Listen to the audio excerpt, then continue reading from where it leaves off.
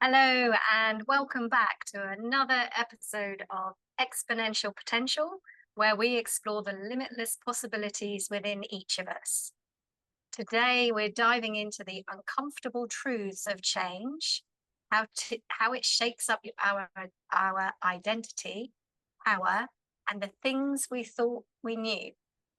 Whether you're navigating a life transition, stepping into something new, or just feeling like it's time for a shift, this episode will resonate with you. And trust me, there's a perspective here you won't see coming, and it might just change how you think about discomfort forever. So, if you've been feeling that pull for more, but unsure of what it takes, you're in the right place. And before we get diving into the episode, I want to introduce my fabulous co-host and today's expert, Claire Oatway. How are you doing, Claire? Very well, thank you. It's gorgeous to see you, and it's gorgeous that this change of season again. It's like feel this rush of new energy and passage of time. It's good fun. Yes, I hope our listeners have had a really lovely summer with lots of play. I had a few reminders of playtime as well through the summer. How about you, Claire? Well, definitely. And given that we're both Virgos, we've both had birthdays as well. So lots of yummy food and yummy energy. Yeah, for sure. So I just want to introduce Claire as well. For those that don't know who she is, Claire is the founder of Neon Juno, and she provides high performance executives and business high performance executive and business coaching. You can tell we've been away, helping you achieve what you didn't think was possible, coaching you to push outside the familiar to find your true potential. She's a change maker, recognized internationally as an inspirational and innovative leader, a success coach who can show and empower you to transform, achieve results and solutions, and embrace the power of neon tinged confidence that will serve you for a lifetime. Yay! I'm so honored to do this show with you. I really am. It is, ladies and gentlemen, it is such an honor. We have so much fun doing what we do. Definitely. Yeah. So before we dive in, just a little reminder, don't forget to subscribe to our channel and join our community over on YouTube as well. And let's dive straight in. I mean, this is a really interesting topic, isn't it, Claire, around change. And we find a lot, I think most people find it so challenging. So how does change challenge who we think we are? And why is it so uncomfortable for pretty much everyone? It is. And I mean, we're both optimistic about change. That doesn't mean we don't go through any discomfort at all. We're in the mindset of optimism, but need to recognize not everybody is. I think, to be honest, one of the reasons why change is so hard is that our brains are so lazy. Now, let me unpack that a little bit, because there'll be a few people going, what's going on? Hang on. Lazy brain? What? But it's a theme that's been going throughout many of our different episodes. The brain has a way to keep you safe and run as efficiently as possible. There's a lot that the brain does during the day, but it wants to make that run as smoothly as it can. So it will take shortcuts in decisions, it will spot patterns, it will jump to conclusions really quickly, it will lead towards bias to reinforce that and get it moving. So our brains are actually quite lazy. And whenever a change comes about, that disrupts how the brain operates. And so the brain itself is having to use that little bit more energy to say, what? This isn't an automatic behavior? Hang on a second. I'd made that assumption. That works. So there's a little game you can play, Jen. And, I'd encourage all of the listeners to do this. If you think if you ever think that no, no, no, my brain is really active, I don't have a lazy brain, try this out as a game just for one day. I wear a watch most days, and I tend to wear my watch on my left hand. If you change your watch hand to your right hand for a day, and then just notice every time you go, oh, it just feels awkward, it feels heavy, you kind of tut throughout the day. What's all this going on?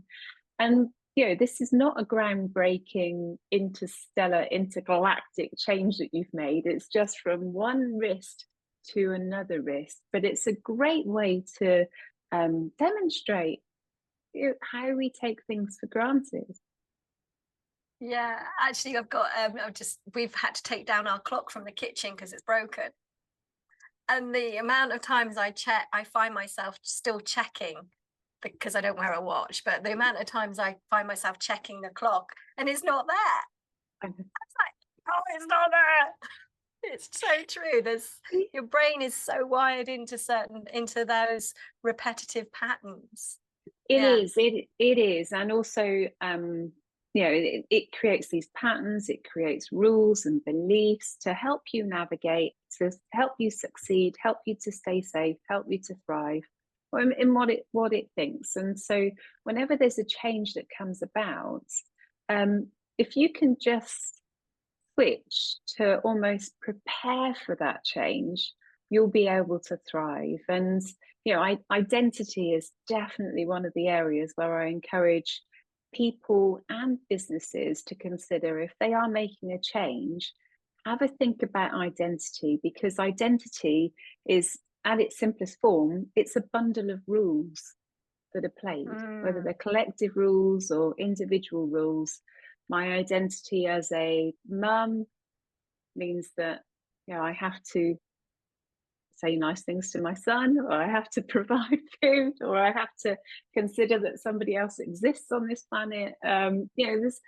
It's a shortcut for a lot of belief systems that come underneath that. And very often when we make a change, we may or may not realize that that change has a knock-on impact to identity and all the associated rules. Yeah, I can see that, can't you? Yeah. No wonder a lot of us are quite uncomfortable with change and see it as a bit of, the brain sees it as a danger as well, doesn't it? Yeah, it can do, and Yeah. and it can be a danger. Not all Yes. changes are positive, but also change can be. I talk a lot about change in a business sense. If you're changing role, or if there's a change in strategy or a change in location, but change can happen with a change of address. You move to a new place, a change in relationship, a new friendship dynamic, kind of new family dynamic. And these can be really positive or negative. But very often we create additional suffering when there's a change and we haven't quite understood how our identity has been affected, or given permission to mourn an identity change, or recognize an identity change. I wonder if I can help you unpack that with a very personal story. Many people may not realize that my son's adopted, and we've been through unsuccessful fertility treatment. I'm really open about that. But I actually, was a point as a mum where I was like really, really frustrated, and went through an exercise around identity and attachment. And it was an exercise of actually writing to an unborn child. And it's deeply moving, deeply, deeply moving. So sorry, I should have put a trigger warning in that one. But you go through a journaling exercise where you start to unpack the expectations you had for you as a mum and for the child that was never born. And then when you go through the exercise, you realize that you've been creating this expectation from the moment that you were a child, from the moment you had relationships with other people, or you observed how parents were on the TV and you thought, oh yes, I'm going to do that. And it can be really, really deep rooted. I mean, that's a particularly deep part of identity. But if you transfer that over to other relationships of how you are as a partner, to as a life partner, as a love partner, how you are as a child, if you move to a different part of the world or a different part of the country, what does that affect? How does that affect you as a child, and how you expect to be around for your family? Identity is something that's always there around us and is a core part of those shortcuts that our brain makes. But it can be something that can be threatened and undermining, and can be really challenging unless we spend a little bit of time being present with that and thinking that through. And you can do that positively or negatively. You can think about weight change. Think about weight change alone. When you look in the mirror and you expect to see somebody else because you were that other person, it takes time to adjust. You can consciously change to become that other person with a change of outfit, change of dress, change of mindset. It's all within our power. But I think if you are moved through that, you can suffer more than you need to. Whereas if you take those conscious steps and start to unpick, then it becomes a lot easier. And I think that's definitely something that comes up for a lot of people as they shift through. It can be really challenging.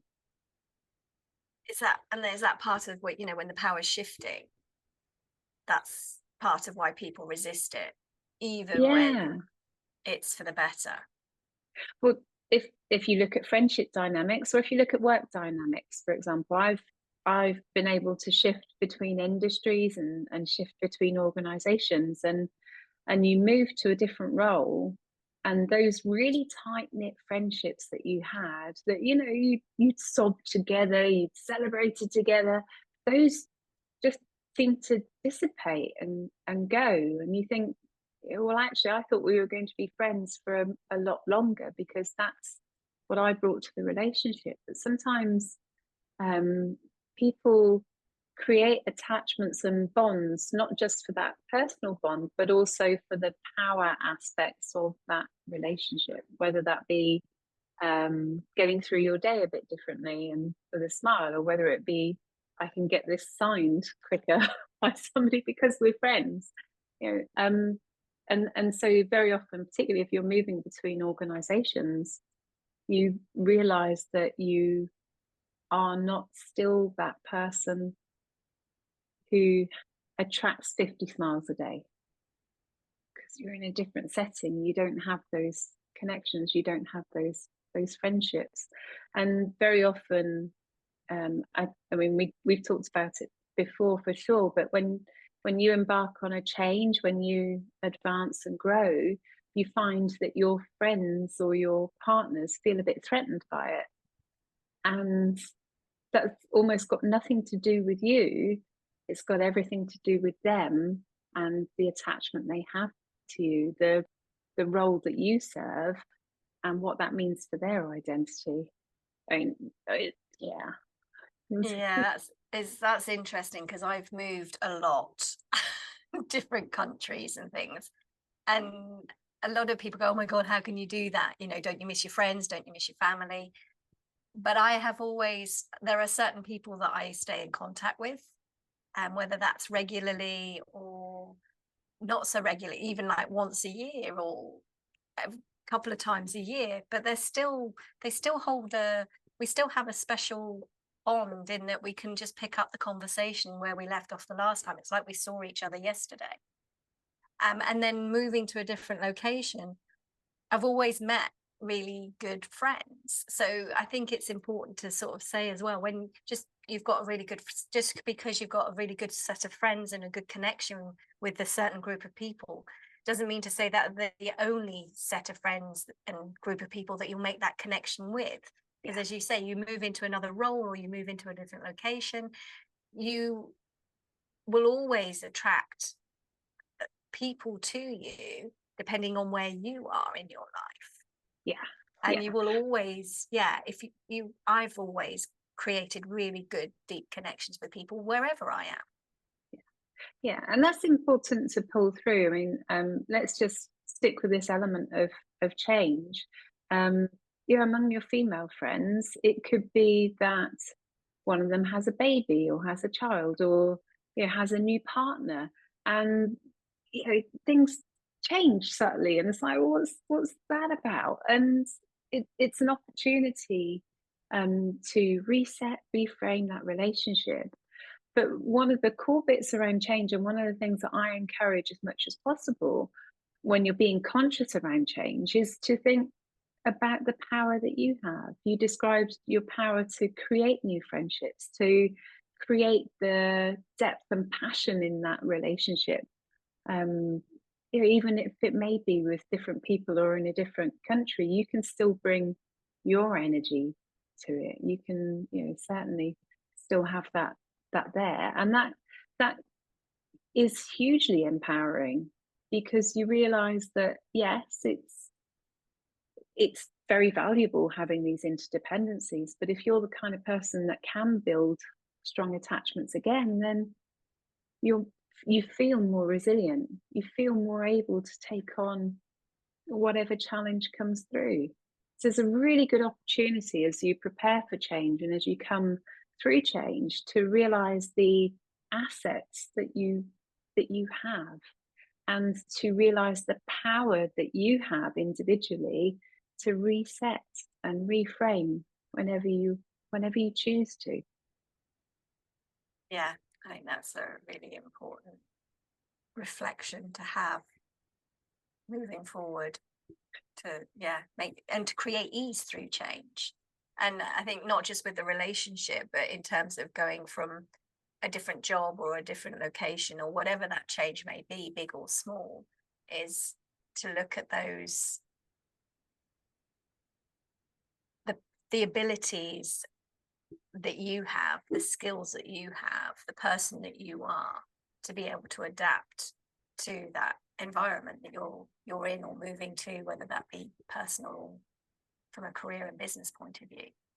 So, and yeah, for sure. And it's almost a chance to have a spring clean. Someone I'm working with at the moment is starting a new role today, actually, as we're recording, and she's really struggled in her last role for recognition, because she'd always been somebody who got on, got the job done. But very often it's easy to be overlooked if you're the quiet one who just gets on and get it done. So she felt some resentment for some time, that she'd been left to that side. Now, on day one, she's got a chance to reframe, to show other sides of her personality, her talents, her relationship building, her power in a way that she hadn't had before. But again, it's like, right, well, let's prepare for that. What does that look like? And that sort of ties in nicely with our next question, in terms of almost unlearning the way you've been in the past to create something different. And why is unlearning often harder than learning something new? And why does that matter so much? Well, and again, if we thinking of the professional changes that you go through, you may learn to deal with email correspondence in a particular way when it comes through. And so again, you're the boss at answering emails, you're the boss at getting an empty inbox, you're the boss at doing this in a particular way. And you might move organization, they have a different process flow.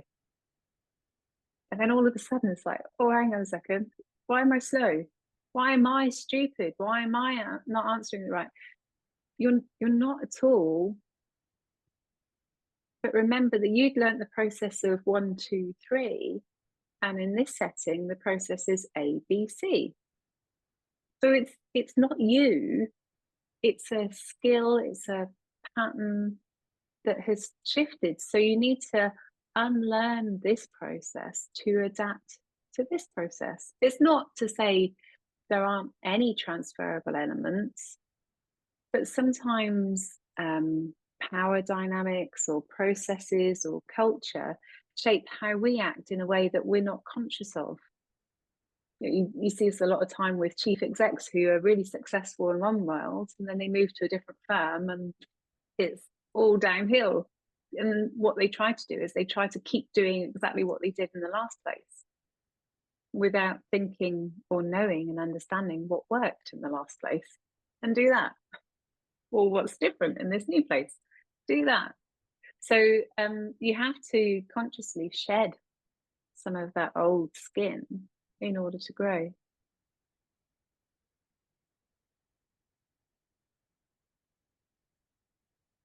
And I think that relates quite nicely, because we were talking about this month is about purpose and pivot and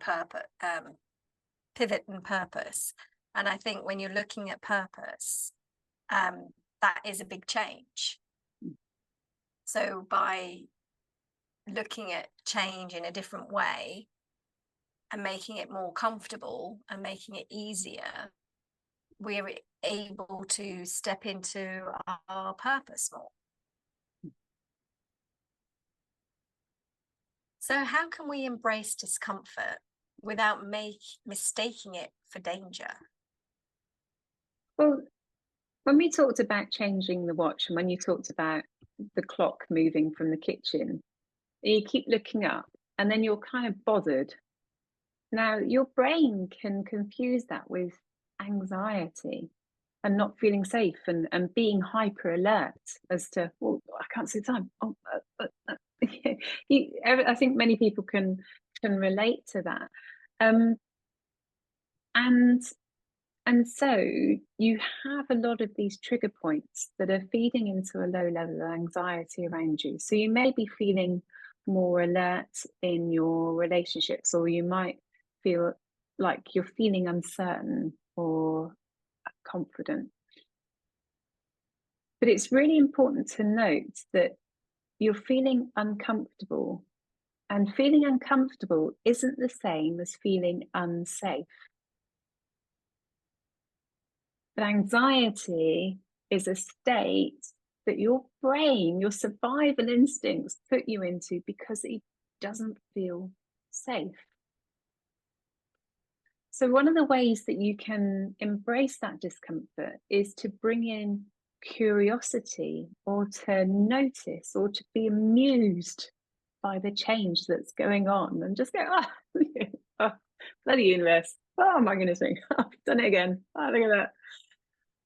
But just to soften, to lighten. In meetings, for example, if you go into a new meeting, you might be there judging yourself on your performance because you can't make sense of what's going on around the table, or you don't have the same way. Well, spend a little bit of time being curious, observe what's going on, observe the patterns, learn what's there. What are the markers that you're being shown? You often talk about anxiety as being a little bit of a notice. Notice what's going on. Just notice. You can attach whatever emotion you want to it, but it's a sign to say, okay, what's happening here? Let's explore this in a bit more detail, with kindness, with amusement, with a lack of judgment. So I think kind of being uncomfortable can help you to question further. It's really a key way of moving forward. Yeah, and I just want to add to that, a really powerful statement is, that's interesting. When you notice something, and it's, instead of going into that judgment mode, it's, well, that's interesting. It's that kind of piquing your curiosity. And it's just a very straightforward, simple statement, because sometimes you don't always need to go into, well, why is that happening? Why is that happening? Sometimes you do, but there's other times where you don't have anything that you need to do other than keep yourself out of judgment and observe it from a, well, that's interesting. Yeah, indeed. And, particularly in new situations, again, remember you're fighting the old patterns, and you'll be trying to make the old round cookie fit with the square cookie cutter, and it doesn't always fit. And it can be even more special and even more pleasurable and even more fun, even better. But while you're judging against the past, while you're trying to go, well, this isn't right, you're missing all of those opportunities to delight in the change. Mm. Yes, because change can be delightful, and it Yeah. often is. There's often something better, like you say, even better than what you're doing now. It was like, Otherwise, however you feel about change, you're likely to be right. yes, yeah, such a true statement. Yeah, yeah. So, what makes it so tough? And I talked about this in my episode around purpose, about letting go, because there's so many. We know there's certain behaviors and ways of being, and where it's not serving us anymore. But why? What makes it so tough to let go of old versions of ourselves or our roles? It's, again, mainly because your identity is so bound up in your sense of safety and success. And therefore, at a deep unconscious level, you worry that if you let go of that set of ingredients that made you lovable and fun and loved, that you will not be that person again. You may not be loved again. And that's hugely triggering, but it's happening beneath the surface. And many of us aren't conscious that that's happening, or conscious of the dependency that we've put on other people for our own self-love and self-care. It's just there. But once you start to realize that you can let go of circumstance, or you can let go of relationships, or you can let go of certain parts of you because you open up to other parts, it can be hugely enabling, but it's not easy to do. And we still continue to walk in a world that values particular characteristics. Even going from blonde to redhead or to brunette, those are changes, and you'll be looked at differently in the street, positively or negatively. You And that's you none have of your something to, business yeah, either. yes, How some, yeah. yeah, I think that's a really, and people really squirm at that statement. If what other people think of you is really truly none of your business. Yeah. It's like, of course it's my business. They're thinking about me. That's the way but one, you don't know that that's actually what they're thinking. Two, there's nothing you can do about it. Three, who cares? When you're when you're connected to your self-worth and your self-love, you really truly don't care about those things, about what other people think of you. It's not important. It becomes null and void. It's just not important.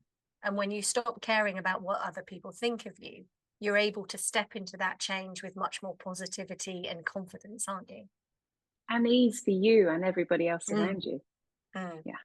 Yeah, we can all recognize, rushing along and trying to please, trying to fit a mold, and it actually makes for very negative experiences for everybody.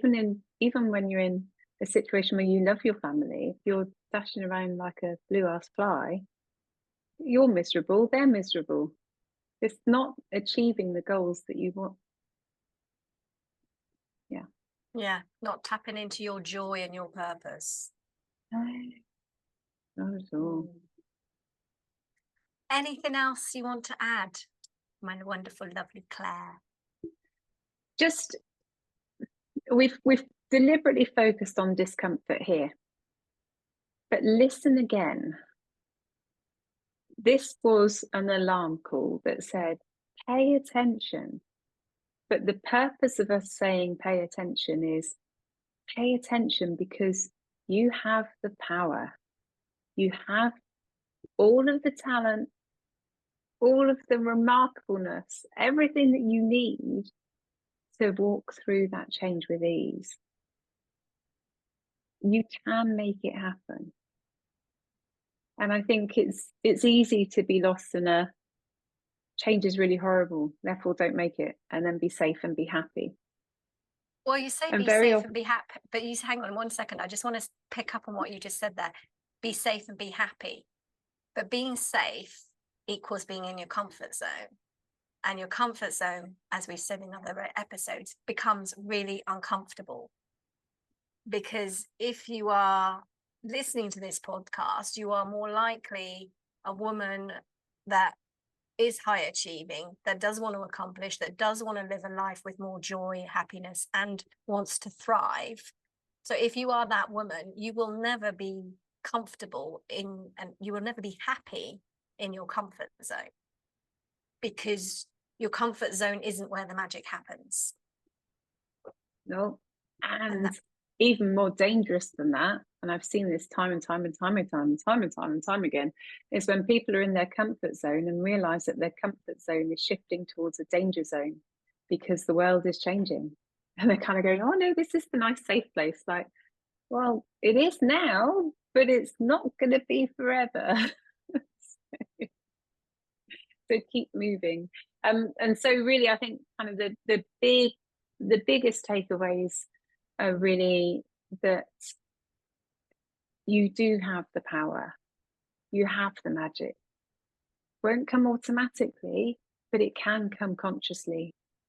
And this was your warning sign, your attention, your notice to say, be uncomfortable.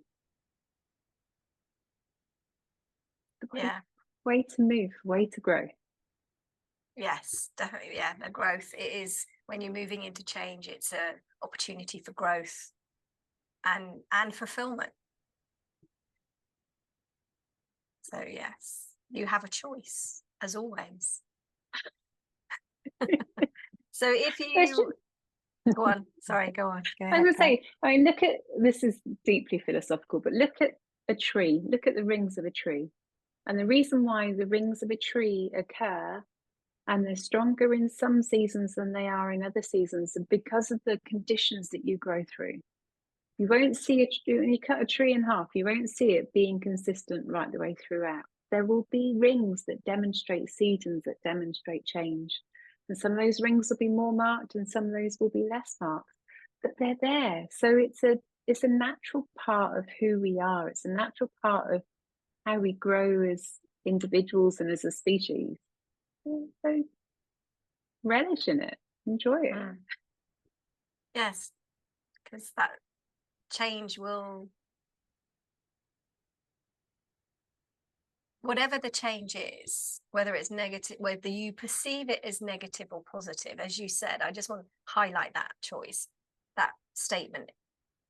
Change will be whatever you say it will be.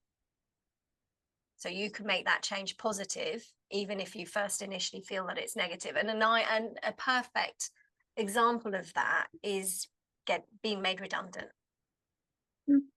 That feels like a really negative change. However, the conversations that I know you've had with many, many, many, many people, and the experiences that I've had and conversations that I've had, they are always so much happier in their next phase of their career or their business. It is such an opportunity. So I think that's a really good way of looking at change, is that it's an opportunity to do things differently, to elevate your life, to bring your life more joy, to bring your life more love. Make your brain work a bit more. Yeah, it needs it. I mean, we only use that amount, like less than 10%, apparently. So if you've liked what you've listened to, then don't forget to press the like button. And as I mentioned in the beginning, subscribe, share with a friend. They may need to hear this. And if you want to work with Claire, or you want to find out how to work with Claire, you can reach out to her. What's the best way to reach you, Claire? LinkedIn's always a great way. So linkedin.com/in/Claire Hoteway. You'll be able to get hold of me straight away. And Claire also offers a really extraordinary strategy session as a gift, very generous gift. So if you are called to work with Claire and look at some strategy and planning and different way of doing, in leadership or executive coaching, then reach out to her, and you can book that. There's a link in the notes. Thanks very much for watching. Thank you, Claire, as See you again always. soon. See you again soon, lovely listeners. Bye.